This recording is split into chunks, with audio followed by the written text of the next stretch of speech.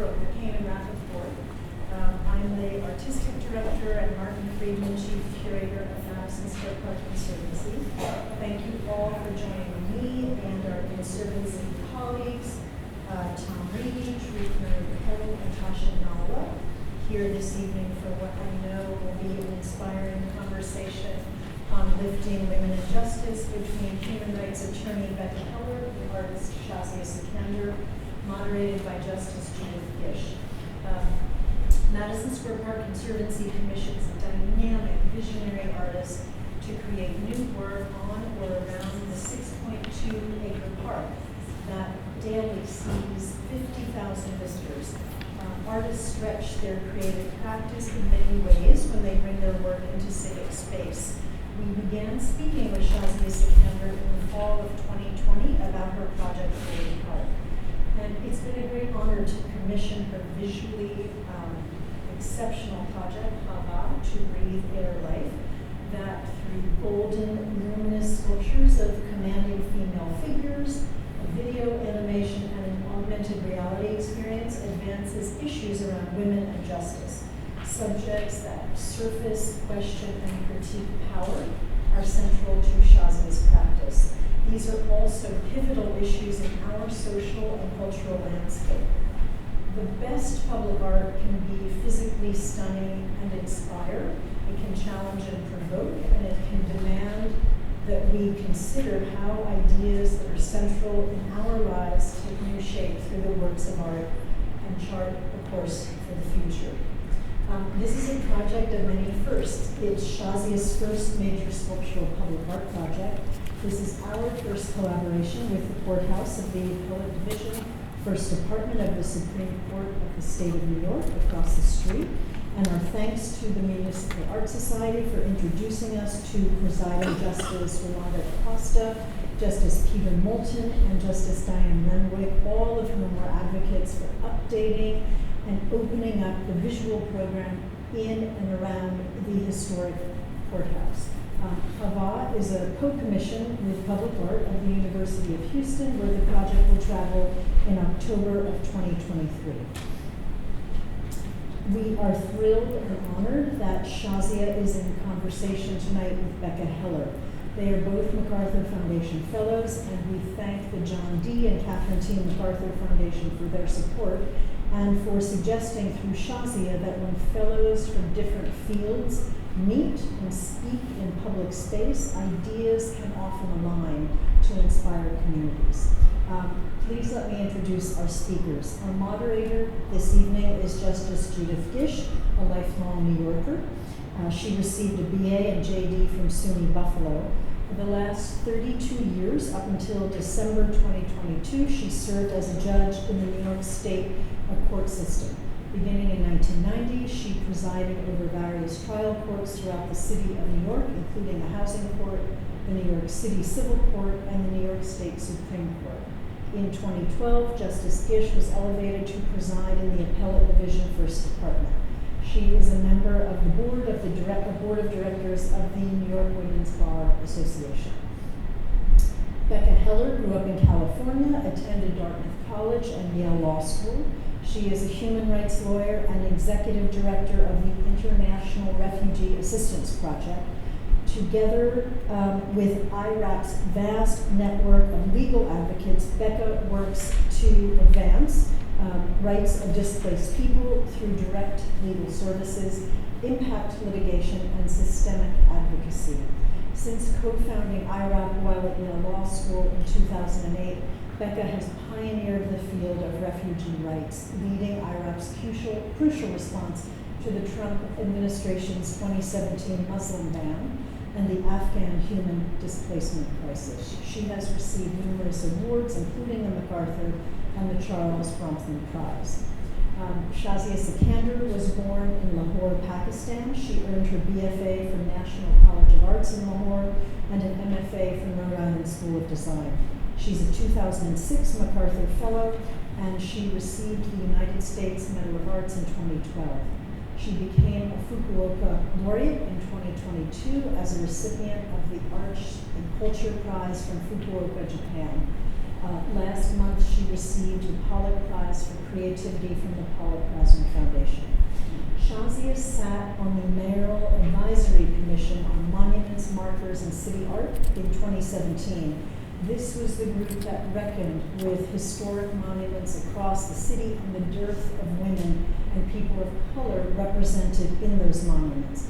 And this has certainly informed her project, Hava, as Shazia has created new, triumphant civic art in female form. It is such a thrill to convene these great minds and these women of great agency together this evening. And now we're going to welcome Justice Gish and the speakers to the podium. Thank you.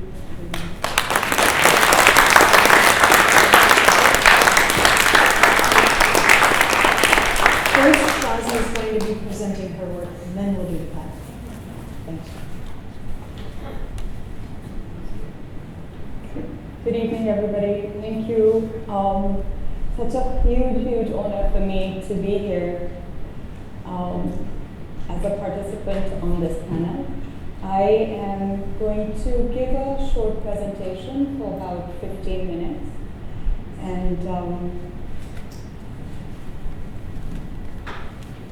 so I like to believe that the function of art is to allow multiple meanings and possibilities, to open up space for a more just world. How we experience art, how we respond to it, how we interpret it, is an open-ended premise. As an artist, it is my intent to create something wondrous, and with many possible associations, something that can generate thought and produce difference. So beginning in the mid-1980s, my work pioneered a visual art form now known as neo-miniature, bringing into dialogue Central and South Asian manuscript painting traditions with contemporary international practices.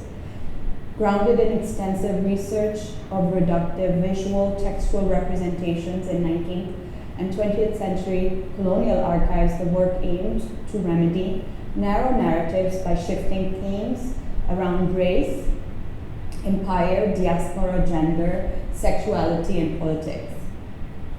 So these polarizing dichotomies have long existed, such as East, West, Islamic, Western, Asian, white, oppressive, free.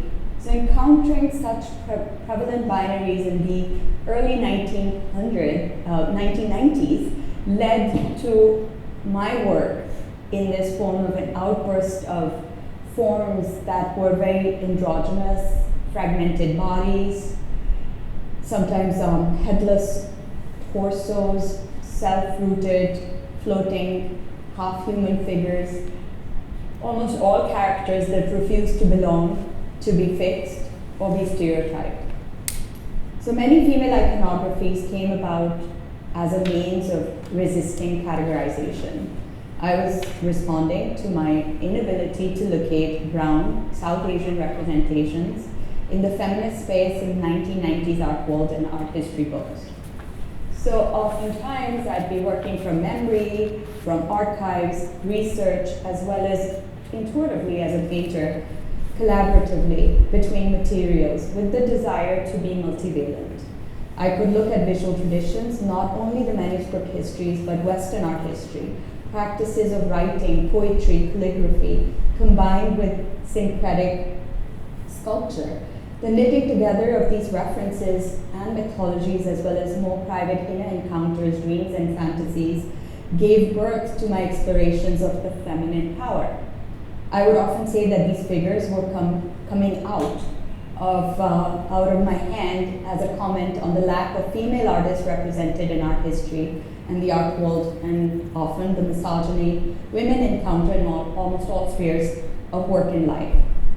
So this act of drawing became about converting erasure into opportunity through wit and candor.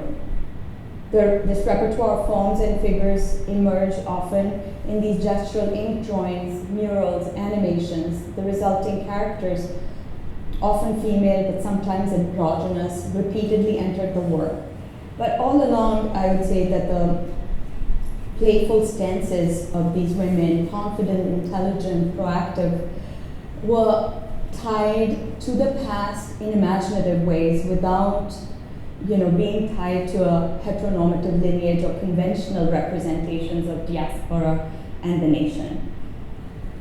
Few examples here that are clearly connected to the two sculptures in the park and on the roof of the courthouse, pillars.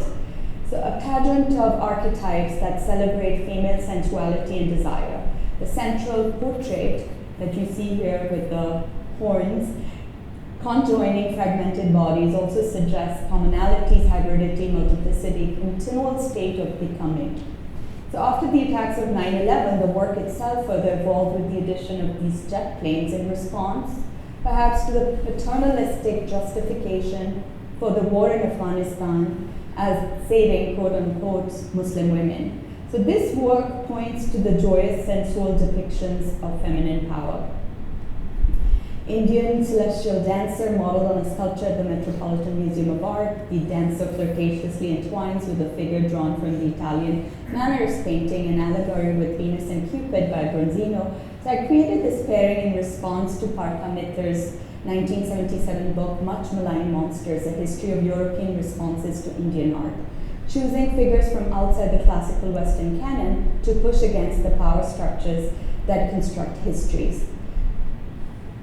The ideas that were encapsulated in that work they are part of the DNA of my work, and then they evolved further in this sculpture that I did in 20 years later from that particular work, but Promiscuous Intimacies, where you see the protagonists, the two women intertwined female bodies that bear the symbolic weight of communal identities from across multiple temporal geographic terrains. So this also happened in my research in 2017 when I was part of the Mayor's Advisory Commission on City Arts, Monuments and Markers. Because in that process, I heard all these different public opinions, studying public monuments, complicated histories, the historical reckoning, and tensions between overt male representations of historical monuments. And I thought that, how I saw my work as an anti-monument. So that's when I decided to pull out the protagonists from the painting and re-engage them in a sculptural format. So when I research historical visual traditions, I inspire to cultivate new associations for trenchant historical visual traditions, but from more than one vantage point.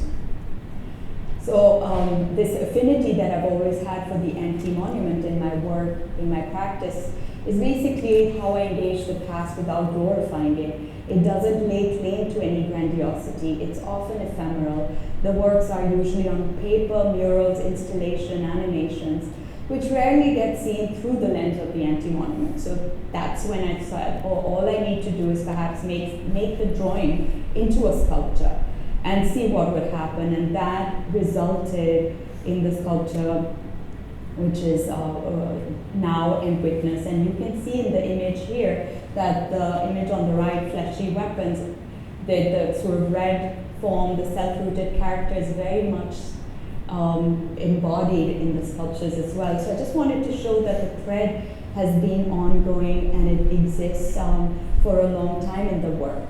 So art, juridical norms are constantly being reevaluated and reinterpreted in the world. Both embody a dynamic which is alive and tethered to its present moment.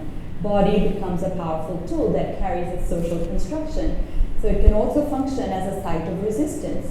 The feminine at the center in my work, as well as in these two sculptures, Now and Witness, are stylized, enigmatic, they are female and fluid.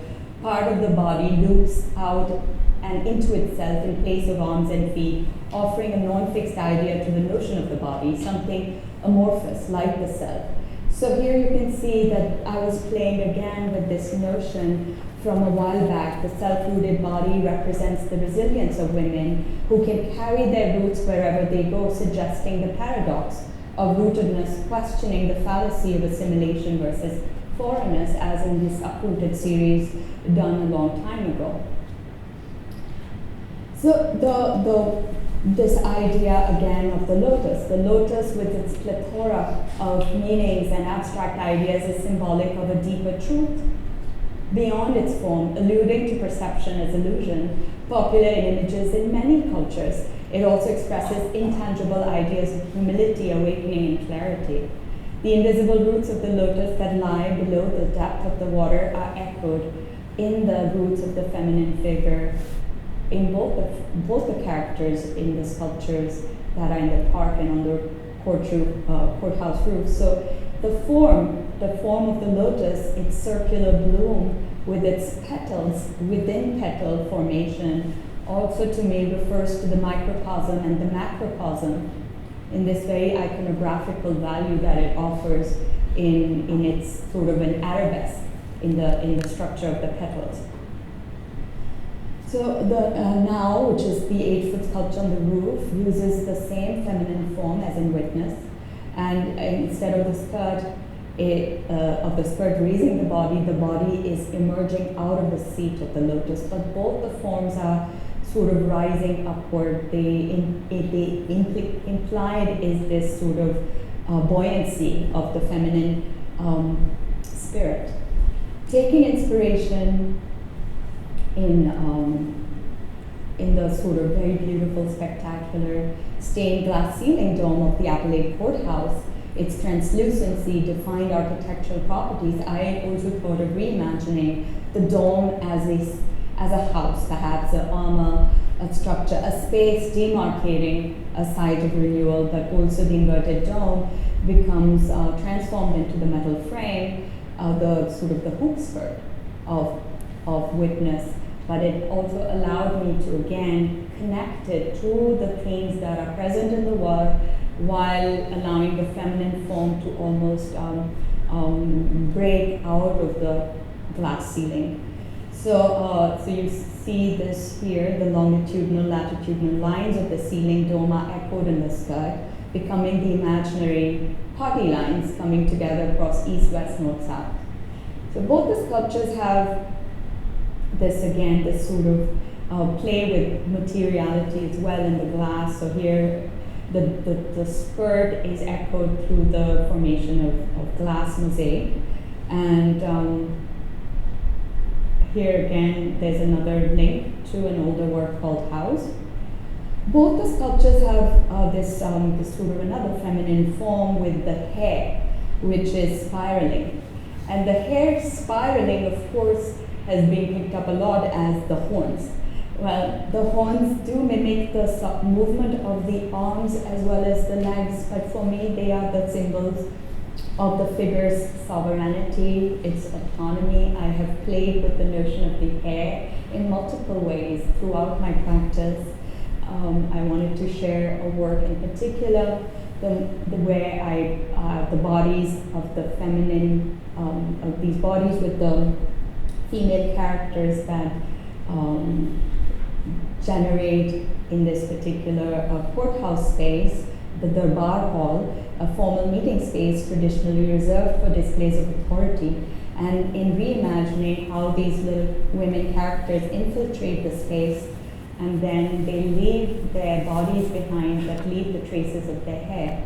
So it was my way of playing with animation, playing with history, playing with feminine sort of particle systems as a means to create choreography to disrupt symbolisms of patriarchy and sovereignty. So here you can see the hair choreographed as further into these movements in Times Square when I did the Midnight Movement. So this representations of women in traditionally patriarchal spaces, and especially spaces that are centered on delivering justice and adjudicating power, is a much needed restorative in civic life. Now and Witness demand a reimagining of the feminine, not simply as Lady Justice with the scales, but of the female as an active agency, a thinker, a participant, as well as a witness to the patriarchal history of law and art. So this idea of the femininity is this tension the tension that is between women and power, how society perceives such a dynamic, how erasure is enacted by the social forces that shape women's lives. Throughout literature, the notion of the female has been in conversation with the invisible, visible divide, feminine as the monstrous, the abject, the fecund, the immense, the vulnerable, intimacy, selfhood, veiler, resistance, femininity's intersections, especially with race and war, that become markers of the fear that lurks when boundaries melt. Which leads me to just share another body of work that I have done, especially this body which is about the so-called Christmas trees, the oil rigs that have come to symbolize the tragedy of capitalism premised on the instrumentalized extraction of the Earth's natural resources to the point of depletion and planetary destruction. So this motif here is based on the photographs I came across in 1962 British Petroleum magazines, in which I discovered that the rigs were called colloquially as Christmas trees due to their conical shape, piped branches, chains as garlands. So I thought of them as this promised abundance while being engines of destruction, exploitation, and thinking of them in that manner, I converted the oil rig photograph that you see on the right into the trees on the left. And this series, especially Land of Tears, is also part of this whole ongoing series. But here, wanted to point out that beneath the tree are these two female forms, one living, one skeleton, holding on to one another for affirmation and support, as though summoning the strength of ancestors. So here again is this another kind of interest in this timelessness of art and iconography. So this image of justice as a woman, of course, has been present for centuries, but women, only gained judicial voice in the last one. So what does that mean? And that all of that plays a role in the construction of the sculpture. So I kind of quickly wanted to share a couple of other images around the piece, which where the word hava, which means air, atmosphere, to breathe, and also kind of like as another sort of pun suggests Eve. So these are the letters around the piece are these design letters created with the glass mosaic that spell that out. And the relationship between the mosaic to me is really about something which is a unit that can grow and develop towards something infinite. So this idea that the multiplicity is inherent in it and it can be mapped further, it can be reduced down, and it also offers detail into my practice. I was able to bring the practice of mosaic that has happening in my work for some while into as another way of connecting the mosaic practice into the sculpture. So just sharing how in 2015 some of this work came about when I did a piece at the Princeton University, and I was looking at my films which I've been making for the last 20 years. As I said, I think earlier too, that for me this is such an incredible opportunity because it took me 20 years to get an exhibition in New York City when I had a show in 2021 in the city that I live in. So the show at the Morgan Library, organized and curated by the RISD Museum that happened to travel to New York, was literally a show in 20 years. So artists, it's like opportunities for artists are rare, especially women artists, and especially in outdoor public spaces. So I had been wanting to do a large sculpture for so many years. And it obviously, this opportunity with Madison Square Park came along, and that is how it all unfolded. So artists don't necessarily get these opportunities, so there's that too, that the work that I wanted to make had to embody the ethos of women, their tenacity, as well as their multiplicity. And also, I think oftentimes I've wondered who gets to be an American, as in part of the American art history canon, and who's relegated to the periphery. In my experience, I've often been straitjacketed in terms of my biography. So that too, I think, is an important context here in terms of getting the visibility that this work is providing an artist like myself. So all these different layers are out there, and for me the work celebrates women's wisdom, resilience, whether it's in the garden or atop the courthouse, and it's pushing ideas of broader representation of female empowerment, and of course the multiplicity of perspectives, which is the ethos of New York City. So thank you. Excellent. Good evening, everybody. Thank you for coming here to our conversation. We're going to have a conversation, and then hopefully at the end of our conversation, which we'll have to truncate because we could go on forever, we'll have some time for questions. But the first part, you must be wondering, and I have to say, it was something that we ourselves were wondering when we first met, is how can three women with such disparate backgrounds professionally come together to discuss a common theme? What's the common theme that we can talk to you about, that we all have passionate feelings about?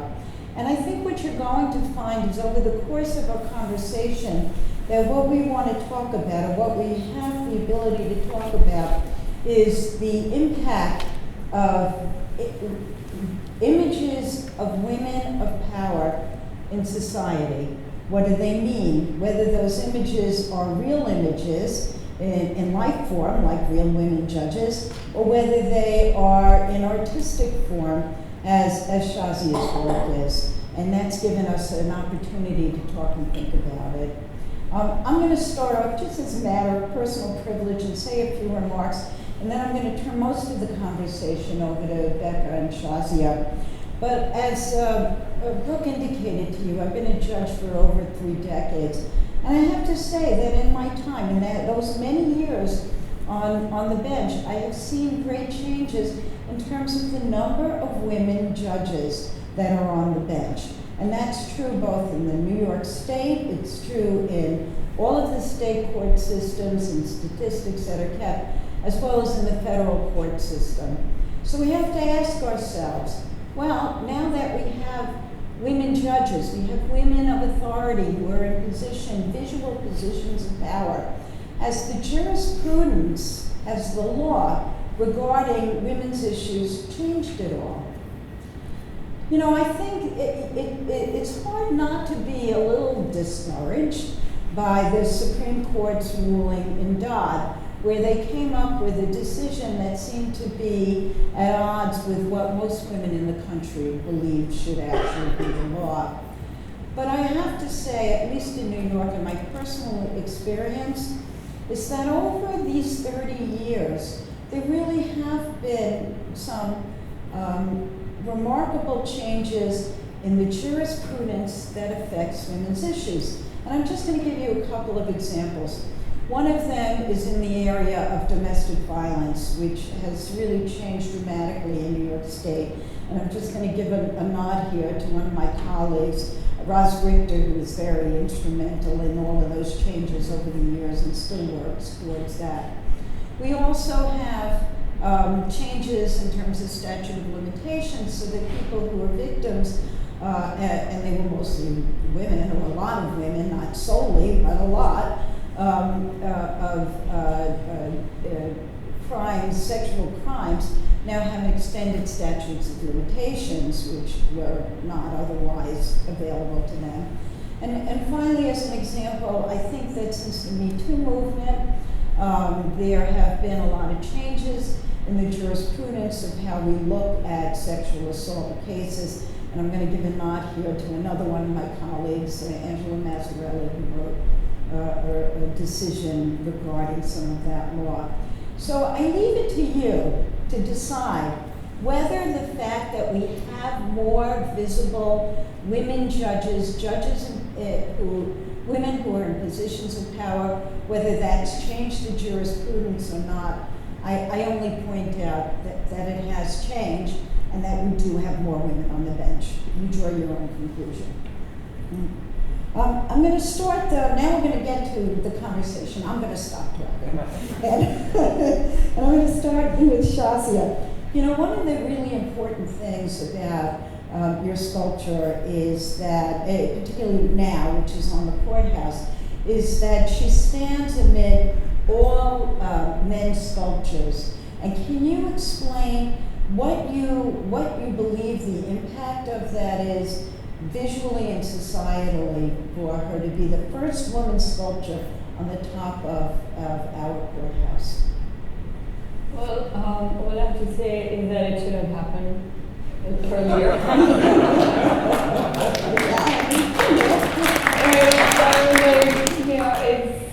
Of course, I think, as I said, also that the opportunity to have the work on the roof of the courthouse elicits a very different conversation. And the context of that is really interesting, how it's charging it's a catalyst for a different conversation that may not necessarily have happened if it was just in the past, or in my experience, the painting. So sort of like having similar themes in painting, and then having the painting become a 3D sculptural form is exciting to see how a different type of conversation is coming about. So you mentioned in your talk, you said context matters, where art is matters, and you said that to me earlier this evening as well.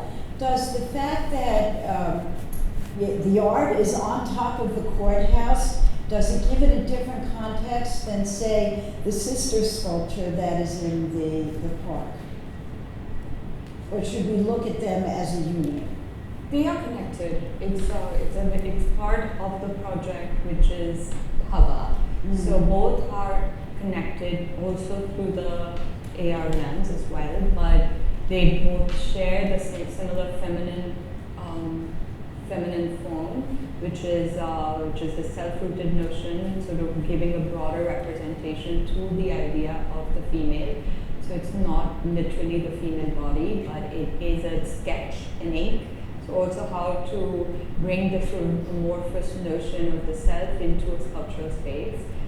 But of course the history of the sculptures on the roof, and the fact that the male element of the 10 male lawgivers, philosophers, so be it, like the history of that, as well as inside the courthouse, there is a very particular history, representation of history.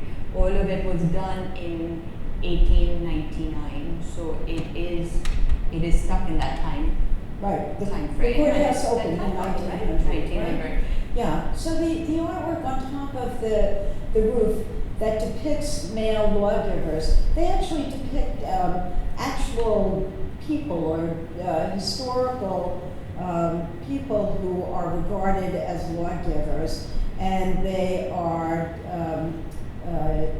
physical representations of who those people are. I would argue. Go ahead. It's like whose representation? This was created in 1900 by a very, I'm critiquing the same idea as the Eurocentrism in the art world. In Western art history is incredibly Eurocentric. It's also when others are represented, it's usually from the position of it's a colonial imperial premise. That's how histories have been shaped. So who gets to tell the story is often the person in power. So that's what also needs to be understood, is that there are different stories from different perspectives. And the sort of allegorical ideas of the male representative does not necessarily make them just one representation of the truth. One represented. Plus, it also, which is exactly what I would say about my sculpture. It's a allegorical representation.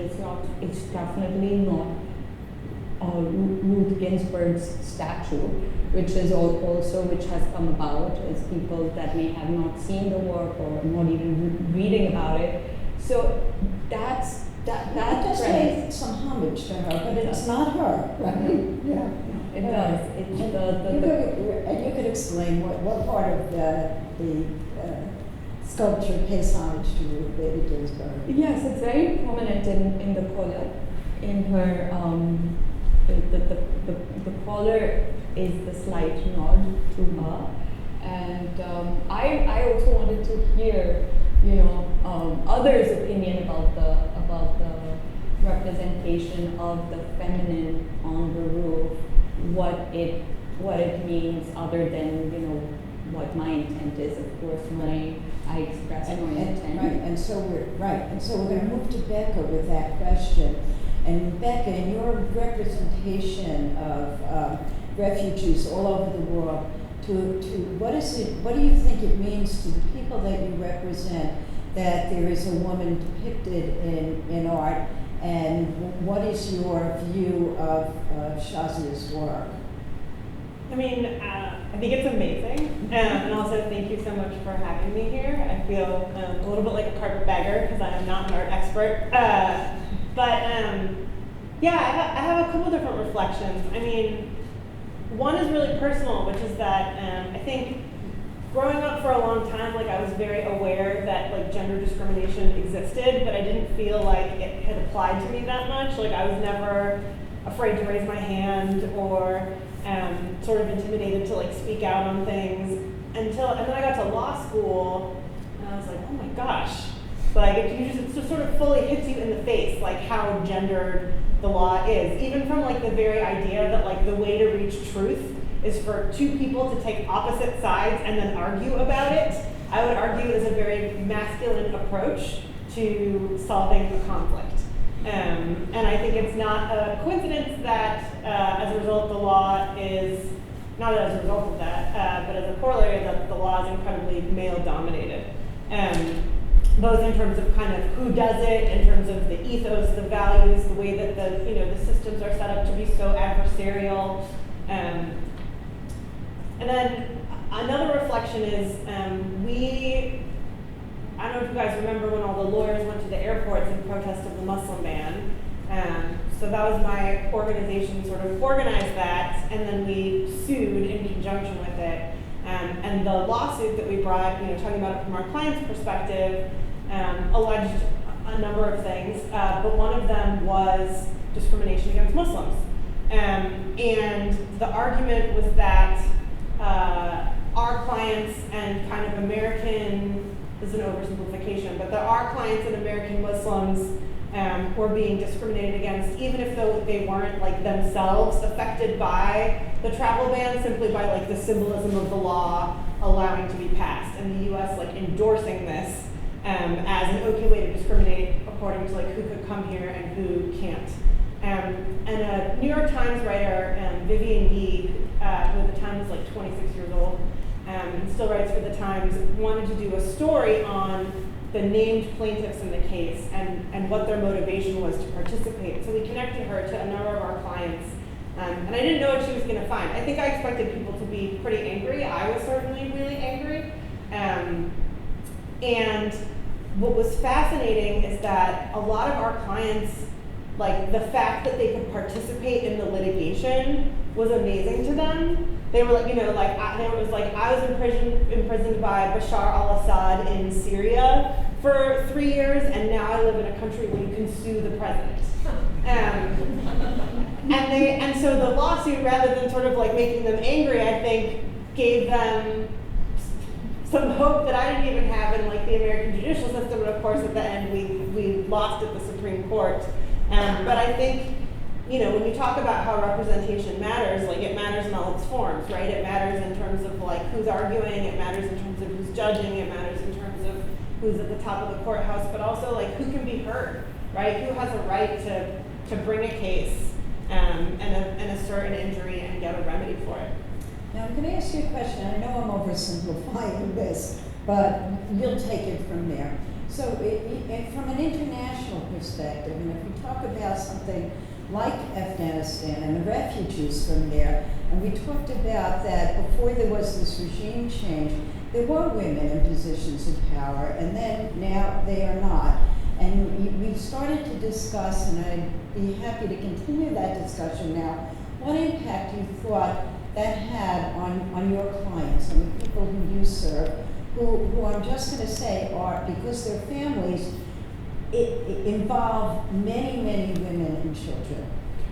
So you know, prior to the U.S. invasion and occupation, if you will, of Afghanistan, the Taliban ruled, and women couldn't do anything. They couldn't go to school. They couldn't show their faces.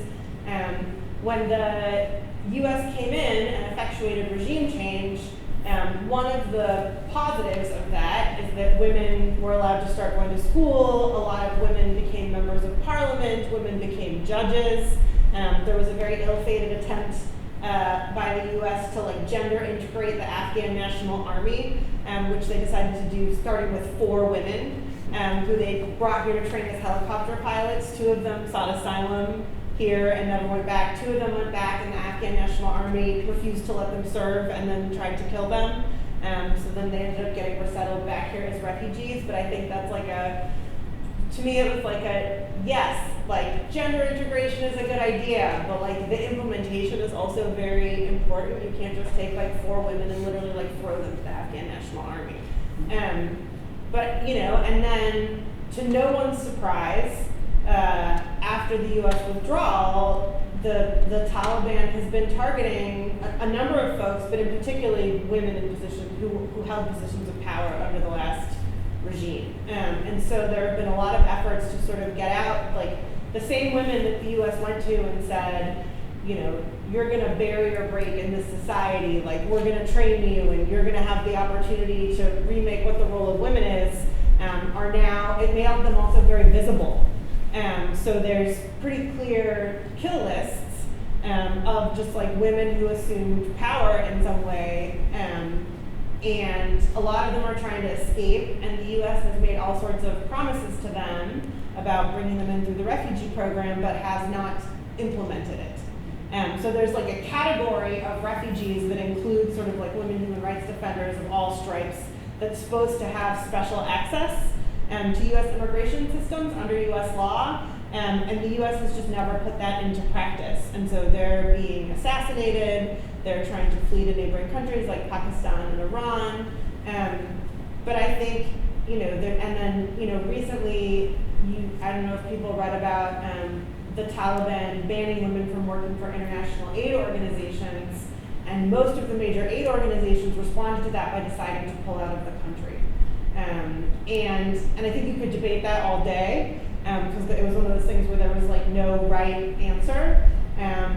But the Taliban has done this, and now, you know, IRC, Save the Children, Mercy Corps, no one's operating on the ground there anymore, which means that sort of key services aren't being provided, but also that all the women who are employed by those organizations no longer have jobs. So I feel like in the name of gender integration, there tend to be a lot of sort of like overly simplistic, like sledgehammery ways to try to fix things. But then if you're not willing to like actually engage in the nitty-gritty of like, what does this mean on the ground? How does this get implemented? How do we follow through and keep our promises to the people? You know, the first person to do anything is always like putting themselves on the line. You put yourself on the line by doing the sculpture, right? There's been some backlash to it. And so like, how do we, if we want that and we want to keep moving forward, how do we then make sure that we provide protection to those who are willing to kind of step out in front of it? So to sort of bring it back to what we're talking about. Sorry. No, it's fascinating. The question is, do you think that public art plays a role in changing sensibilities or changing the systems, not necessarily the Taliban, but the systems that deal with your clients and their perception of whether they are part of or not part of any particular society? Absolutely. I mean, I think, you know, just public imagery and representation generally signifies who belongs and who doesn't, and who's the other. And if you don't have to be a refugee or an immigrant, if you walk into a courthouse and the courthouse is advertising by virtue of its statuary on the roof that like, this is where white men come for justice, and you're not a white man, you're gonna feel really uncomfortable getting justice there. And And that affects things even, we were talking about domestic violence, like, so many of those cases don't even get reported because women don't trust the legal system to deal with them in a way that keeps them physically and emotionally safe. So I think for anyone who's vulnerable, including refugees and immigrants, representation is incredibly important. And art is a really important way to change the narrative. So, Shazia, I want to ask you about, or follow up on the comments that you made about the importance of art being seen and being in public places, and the work that you did with the Advisory Commission in 2017. Can you explain a little bit about that work and how it may have informed what your decisions were and your goals were in terms of the present artwork in the courthouse and in the park? Absolutely. The public art space, the ideas of the monuments, it's a very overtly male-dominated representation. So the one thing that kept coming to me was that, of course, like there is a lack of female representations and stories of female histories, but it wasn't something that was unfamiliar. It's erasure of women or lack of women or expunging of women's narratives from history has been a very present theme throughout literature, poetry, art, representation, so politics. So it's just present also in the landscape of public art space. Plus also monuments no one monument or one type of representation can claim to represent an entire history or entire country or entire society or race or segment of any particular historical event or story. So it's the same in this sculpture. It's a temporary project. It is not claiming to represent any particular one person or one way. It is definitely a feminine representation, and of course, because of the lack of such on the roof, but has created quite a stir. And for that, I think I just have to feel excited that art does allow conversations to happen, and context plays a role, and different types of conversations tend to take place within the confines of a gallery or a museum. And here we are seeing a different type of discussion where just an average person who feels that they can participate in the conversation and is going to use social media to put forth their comment. And I personally, Disruption is good. yes, as I said, disruption is rapture in another project of mine, because I think we have to, when things get disrupted, it allows space for other conversations to take place that may not necessarily, that may be happening but may not be, certain groups may not be privy to those conversations. So that way of seeing the art in that, functioning in that manner is a generative idea to take back for me as the artist, to think of what next. So Becca, how do you think that your clientele would react to seeing now and Hava? Well, what do you, we're not going to hold you to this, but your perception. Can I ask a question actually? Is the sculpture on the rooftop temporary? Yes. But the other sculptures are not? No. The other are not. The other land where they've been there since 1900. What's our plan for that? That's a good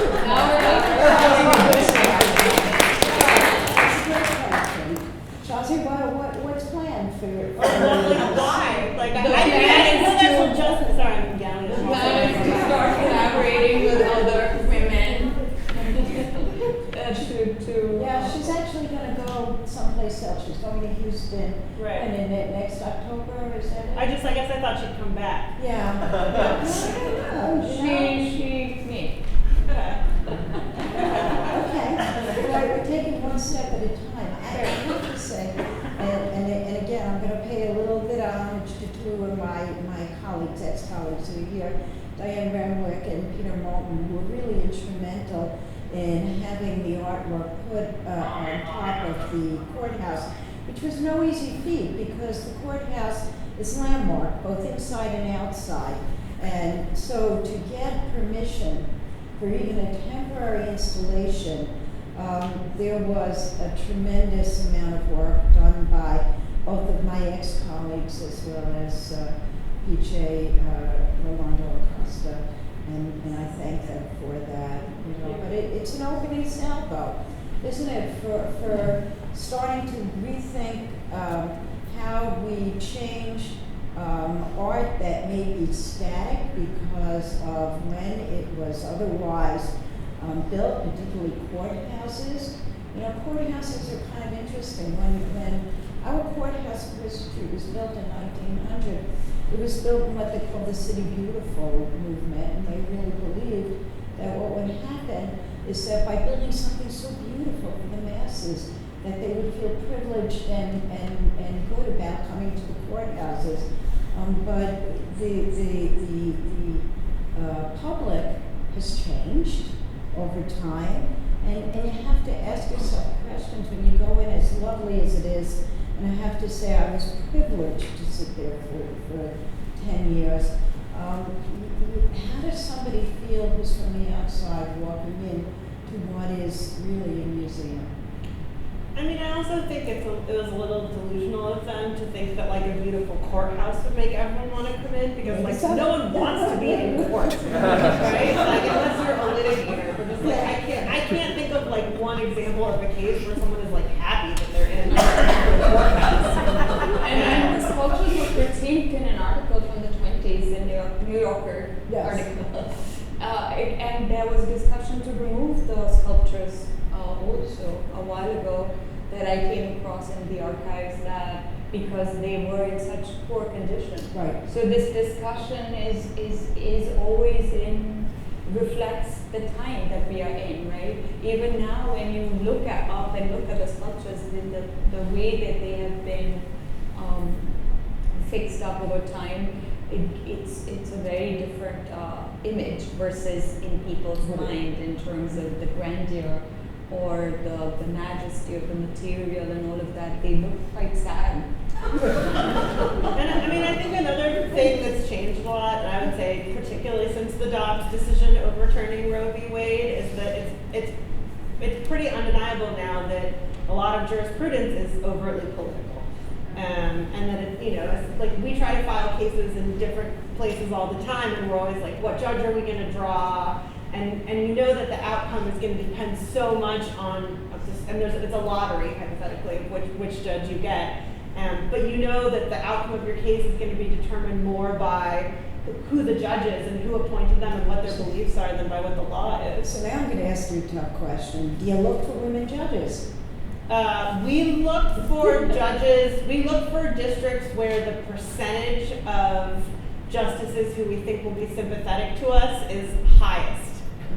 Which is the same thing that the other side does. So Yes, like there's, a bunch of red states have sort of challenged every single thing the Biden administration has done progressively on immigration, which is not that long of a list. And they bring every single case in this one district in Texas because they know that there's a 95% chance that they're going to draw a judge who, no matter what happens in the case, will rule for them.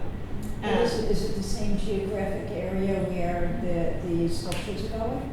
Houston is further north. This is like more on the border, but they can take a detour, I think. That would be really interesting. But just like I think there's been, the Supreme Court was so vaunted for so long, and I, even when I was in law school, which wasn't super long ago, was a little bit long ago, and I think the veil is off in a certain way. Around just like, can justice ever really be neutral?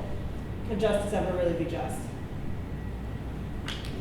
From my point of view, I'd like to say yes, because I devoted my career to it, I like to it. Well, I would have loved to have drawn you as a judge in the case. I think that means that we never can do it now. Yeah, but there is a certain advantage to having sculptures travel around so that, I mean, we're in New York, which has a certain advantage of how we look at things. And I think even just judging by the interest that we have here tonight of so many people interested in your artwork, that's such a wonderfully positive thing. You know, would she, in traveling in other parts of the country, get the same kind of reception? I love that idea. I just want to add that the sculptures are in addition, so they can be on their way wherever they need to go.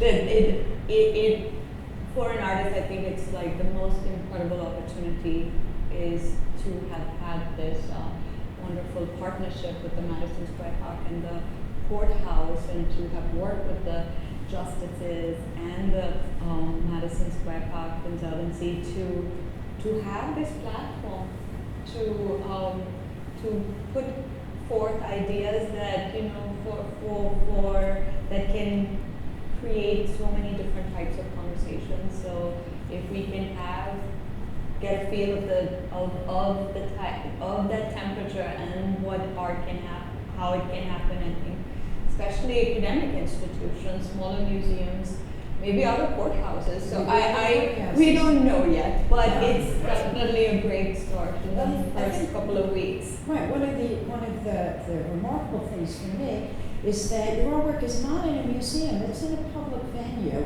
And so when we talk about, because I know you've talked about the discussion that's gone on, and it's been interesting. I think had it been in a museum, maybe not so much attention or so much discussion. So art being in a public place holds a certain advantage in terms of raising the level of awareness and discussion. That would be my point of view on it. I like your framing of it as an opening salvo. You see more women images. I will say over the years too, as I said, the number of women judges has grown, and one of the opportunities that we have taken over the years, speaking of the visual and how important the visual is that over the years we have taken pictures together of just the women judges, and those pictures are dear to us. I think my colleagues here would agree with that, and they are otherwise an important part of the legacy of women being on the bench, and a visual legacy of women being on the bench, and very important. And I know, you know, because I'm getting timing back there, originally we had a concept that people were going to fill out question cards, and do we have those? Yeah. We're not going to have so much time for questions, but I think we could get a few in.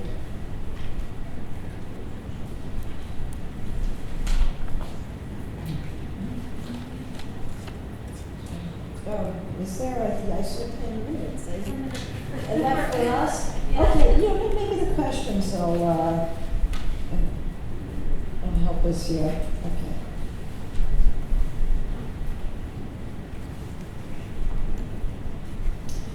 All right, Chelsea, I think this first one is for you, and it says, Hava has many meanings in multiple languages. What meaning resonates the most to you at this moment? Hava as breath, and Hava as an idea to allow space. So that resonates the most to me. Something that is temporary, it's breathing, we all need it, it's oxygen. And of course the playfulness of Eve as the first lawbreaker. I think, you know, just that's just something that I enjoy. Yeah, the sculpture on the rooftop is now. What is the significance of that name to you? Yeah, it's the significance of now is really implied in the urgency of the moment, and a nod to the National Organization of Women as well. So there's a little bit of that. Yeah, I wasn't sure. I'm glad to hear that.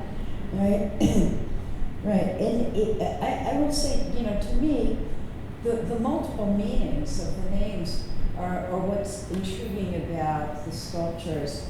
You know, they don't need to have any one particular meaning. the multiplicity is important so that we can appreciate the sculptures on many different levels. So, good naming.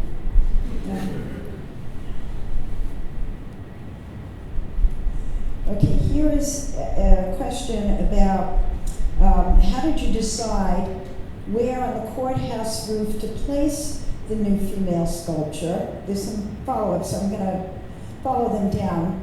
Was the spot empty, or did another sculpture need to be removed? If so, how did you decide which statue to remove? So yes, so just to clarify, no sculpture has been removed. Nobody is replacing or canceling anyone. I was just surprised that nobody had yet proposed, no other artist had proposed a project to the court to have something on the roof, because there was a empty area on the extreme east side of the roof. So that's where the where now has gone, but it has not replaced anything. All right, here the next question is, can you give a good example in the 21st century where women were lifted and given justice? And I think that could go to all of us, including me, and so I'll start. And I'll start this answer where I started the conversation to begin with, where I gave some examples, at least in New York State, where the jurisprudence regarding women's issues, or where women are affected, has changed. By no means am I going to say that it's perfect, right? We still need change. And the beautiful thing to me about the law is that it doesn't change drastically, but it changes drip, drip, drip, case by case by case by case. I think, if I'll go back to the example in terms of domestic violence and how we address those cases in our state has really changed dramatically in 30 years.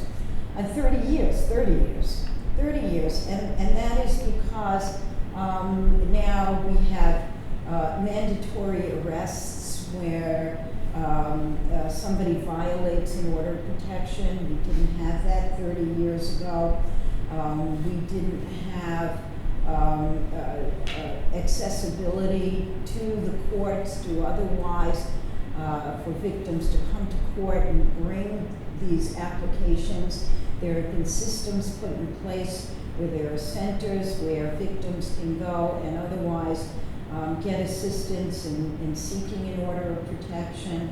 There was a recent Court of Appeals decision about the need for a hearing within 3 days once you bring an application for an order of protection, and so on. They may seem like small things, but in the general scheme of advocacy and justice for women, they are big. They are big.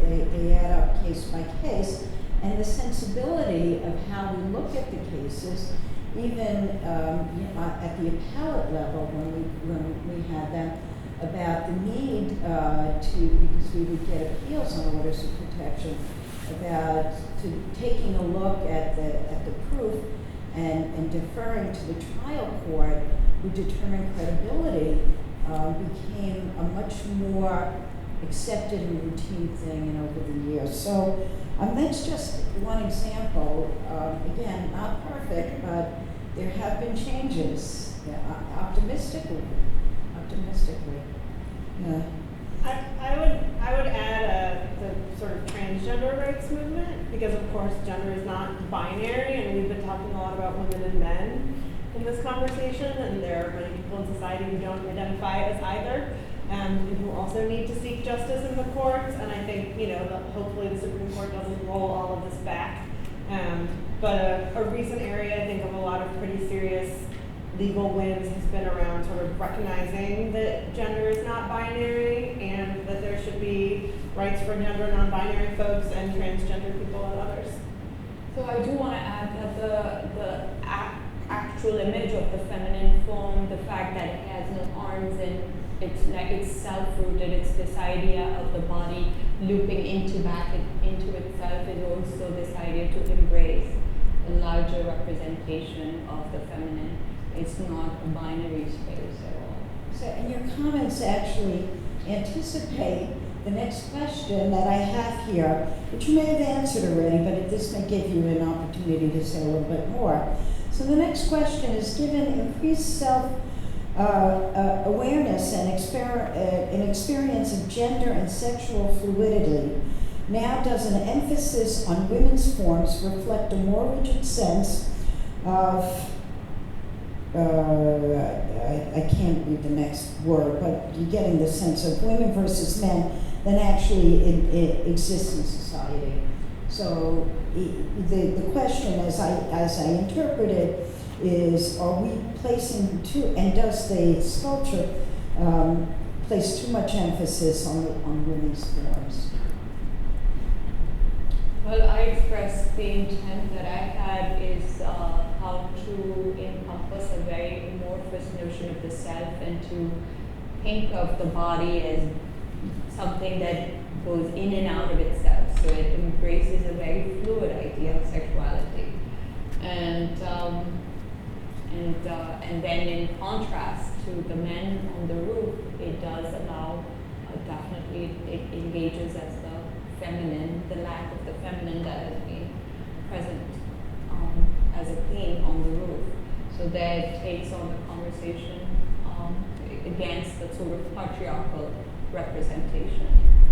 I think it also gets back to I'm stuck on this opening salvo thing because I'm really into it, but the idea that like this is the start, right? Like if you have a roof with 8 sculptures of white old men on it, like you got a lot of sculptures that you have to make if you want to like reach like full pluralistic inclusivity.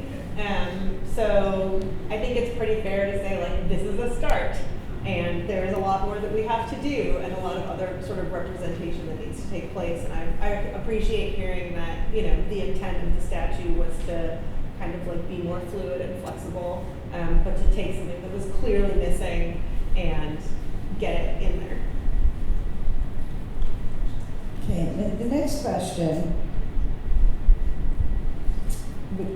is, to what extent, if any, did you consider or address the traditional Roman image of a blindfolded woman holding the scales of justice? And why did you choose to make the statue gold? So in any order you can answer. Yeah. So I think like the idea of the gold was also coming from a sculpture I'd done in 2020, which was using a lot of ochre. So the one on the roof is not gold. It is it's a body color which is more brown, and it's engaging with it's hand painted in different shades of ochre, just a little bit of a metallic hint.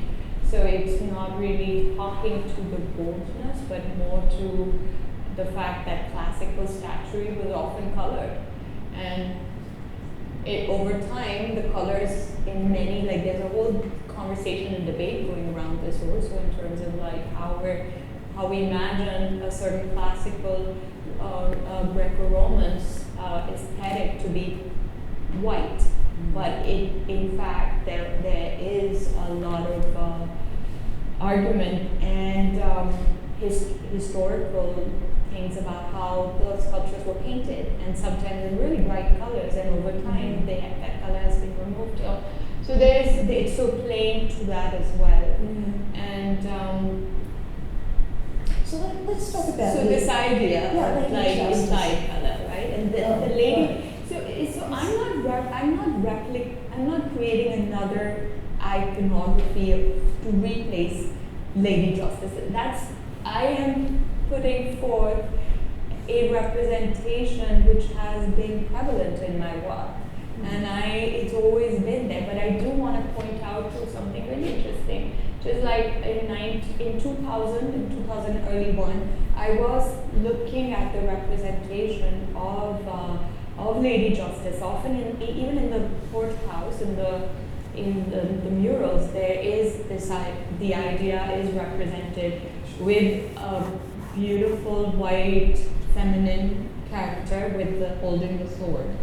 and she is holding the sword. But when I painted my version with a sword for a mural at the Skadden Arps law firm in 2000, nobody had a problem with it. It was a huge mural going on with multiple iterations of the idea of justice. It was coming from a very different, perhaps not that different, but definitely not your typical Eurocentric space. 9/11 happened, and all of a sudden, my image became controversial. That it was about justice. But before that, it wasn't. That it was about violence, not justice. So that same iteration is in my work. That's actually fascinating, because I noticed that, and one of the most overlooked aspects of Lady Justice is that she has a sword. I mean, that's the traditional representation. It's not just the blindfold, it's not just the scales. She has a sword. But the sword held by a white female versus a sword held by an allegorical ink drawing that implied maybe a non-Western visual art history tradition had so much fear. It's that same underlying fear of the other. But the other thing, in terms of what we need to do in terms of changing the sensibility of our images of women in power, becomes apparent when I was preparing for our conversation. I went on the internet, like one does, and I looked for images of Lady Justices, and 99.9% of them were the image of the woman with the scales and the blindfold and the sword. There were no alternate images of women representing justice. And so that was an eye-opener for me. You know, as far as I could tell, your sculpture is it. You know, and which brings us to the question of, to what extent do we need more images, whether they are women or people of color or transgender or humanity in all its iterations, reflected or reflective of what justice is. We should have more financial support for artists. I think it will lead to more participation. So can works of art help change practices, systems, and entrenched ways of thinking? So just a broad question, and open to both of you. Yes. I don't think anybody in this audience is going to disagree with that.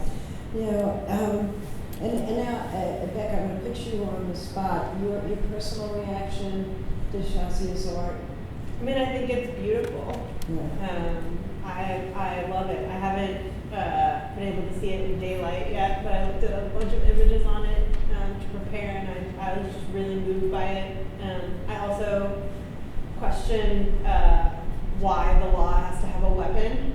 So when you talk about, like, you know, our discussion of like Lady Justice and the sword, it's like, to me that's so clearly like, again, a concept of justice like defined by men, like, oh, she's blindfolded, right? Like supposedly that's neutrality, but actually it's blindness. And then, you know, like what is the role of a weapon in our justice system, and what does that sort of say about the kind of core values that it's built on? So I love seeing alternative imagery that's more, you know, that has like, you know, the idea that like the limbs are roots, right? Sort of more organic symbolism, and also that recognizes the complexity of the system. But I think it's great. It's such an honor to be talking to you about it. Yeah, I feel the same way, and I just want to say my reaction. You know, I was privileged to first see it the night that you had the opening ceremony in the park, and I was so moved by the images, both on the courthouse and in the park. And even though they are modern in their conception, the idea of a female on top of the appellate division of court that I absolutely love and served so many years in was so moving to me. And to even draw back to something, even though it's an ancient image, I thought about the caryatids in the Acropolis, these big, strong women with beautiful hair, because that's how I saw those ratchets things on her head, holding up an institution. And so to see now on top of the appellate division, holding up that institution is so moving to me, and I thank you for that. Well, I thank you. Also, I have to thank the justices here. I have to thank the Madison Square Park to keep coming up with great platforms and possibilities for artists to have to come up with their dreams and come up with conceive ideas and then have all the support that I've received. So I'm incredibly grateful for that. So thank you.